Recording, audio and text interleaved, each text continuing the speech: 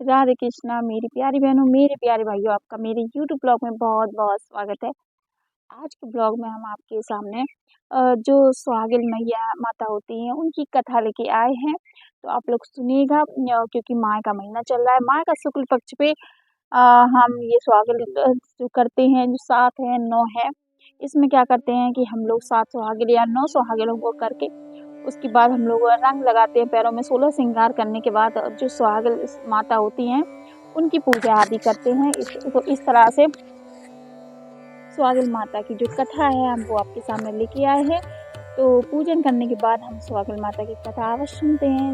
इसके बाद ही जो पूजा होती है वो संपूर्ण होती है। तो चलिए शुरू करते हैं सुहागिन माता की कथा।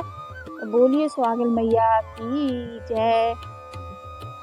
तो एक समय की बात है कि सुहागिन मैया रानी ऊपर बैठी बैठी ये सोच रही थी कि मैं धरती पर जाकर देखती हूँ कि मेरी पूजा कौन कौन नित्य पूरे मन से और श्रद्धा पूर्वक करता है। तो इसी तरह से सुहागिन मैया जो थी वो नीचे धरती पर आई और उन्होंने देखा कि उनकी पूजा बहुत ही अच्छे से, बहुत ही मन प्रेम भावना से लोग कर रहे हैं।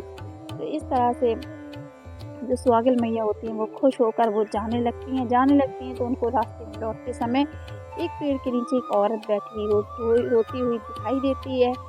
तो सुहागिन मैया रानी उसको देखती हैं तो उसको उनके मन में ये अब होती है, उनके मन में जब सुहागिन माता उस औरत को रोते हुए देखती हैं तो उनके मन में और एक सवाल होता है कि वो उससे जाके पूछें कि वो क्यों रो रही है। तो वो एक वृद्ध आदमी का, यानी कि बूढ़े आदमी का रूप धारण करने के बाद उस औरत के पास पहुंचती हैं। तो वो उससे पूछती हैं कि तुम क्यों रो रही हो बेटी। तो वो बताती नहीं है।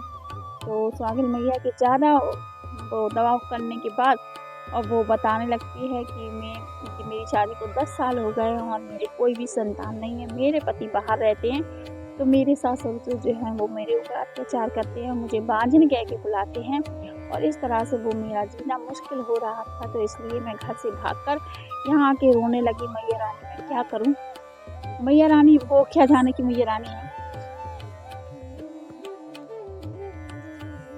तो इस तरह से उसके पति तो उसने उस वृद्ध बूढ़े आदमी को बताया कि मेरे पति बाहर रहते हैं और मेरे जो सास-ससुर हैं वो मुझे बांझिन कहकर बहुत ही ज़्यादा प्रताड़ित करते हैं और मुझे जो मोहल्ले वाले हैं, गली वाले हैं, वो भी मुझे बांझिन कह के बुलाते हैं। इस तरह से मेरा जीना बहुत ही मुश्किल हो गया है। मैं इसीलिए परेशान होकर यहाँ आकर बैठ गई हूँ। तो वो जो वृद्ध के रूप में वो मैया रानी गई थी, वो उन्होंने उसको आश्वासन दिया कि बेटी तुम घर जाओ और तुम्हारे जो हैं अब अच्छे दिन आने वाले हैं। तो इस तरह से अगर तुम्हारी जो मनोकामना है वो पूरी हो जाए तो तुम क्या करना है, 7 सुहागिनों को भोजन कराना और इस तरह से श्रृंगार जो सुहागिन मैया है उनको चढ़ाकर उनसे आशीर्वाद लेना। इस तरह से तुम मन्नत जो है तुम्हारी वो पूरी होगी, तुम घर जाओ। तो वो औरत ने उस आदमी को एक संकोच भरी निगाह से देखा। फिर उसके बाद वो अपने घर चली गई। उसने सोचा कि हो सकता है कोई उम्मीद की किरण आ गई हो, जग गई हो। तो इस तरह से वो अपने घर पहुँची। तो उसके पति भी ऐसे ही आ गए, मतलब कि वहाँ जो नौकरी करते थे वो घर आ गए। तो इस तरह से उसके जो 1 महीने के बाद वो गर्भवती हो गई और ठीक उसके 9 महीने बाद उसको एक प्यारा-सा सुंदर-सा बेटा हुआ। जब उसको बेटा हुआ तो वो बहुत ज़्यादा खुश हुई, उसकी खुशी का ठिकाना ना रहा।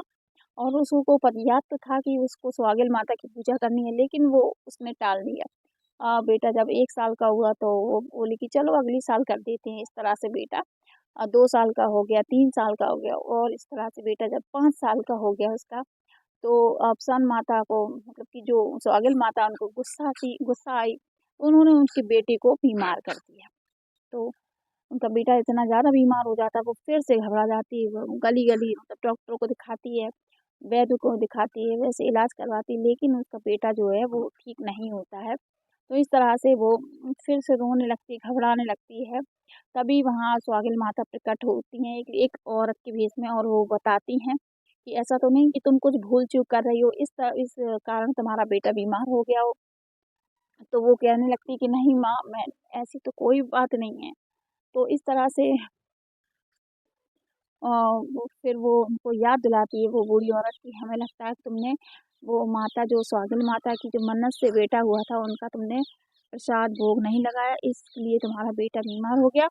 तो तब उनको याद आया और उन्होंने जल्दी से अच्छे दिन में यानी कि शुक्ल पक्ष में ही स्वागत करना शुभ होता है। तो उन्होंने शुक्ल पक्ष जैसे ही दिन आए वैसे ही उन्होंने 7 सुहागिनों को इकट्ठा करके घर में मैया रानी के श्रृंगार से चढ़ाया, उनको भोग लगाया, उनको सबको हलवा का और मिठाई का ये जो सुहागनें मैया खाती हैं, उस तरह से सब लोगों ने रंग आदि लगाने के बाद 16 श्रृंगार करने के बाद सुहागिन माता की कथा सुनी और इस तरह से उनका जो बेटा था, जब सुहागनें संपूर्ण हो गई तो उनका बेटा खुद से खड़ा होकर अपनी माँ के पास आ जाता है। ये चमत्कार देखकर वो जो औरत होती है वो तो वो सुहागिन माता का धन्यवाद करते हुए उनसे आशीर्वाद लेती है, अपने बेटे से भी कहती है कि वो भी माता रानी का आशीर्वाद ले और इस तरह से उनका बेटा फिर से पुनः जीवित होता है, पुनः पहले जैसा स्वस्थ हो जाता है और खेलने लगता है।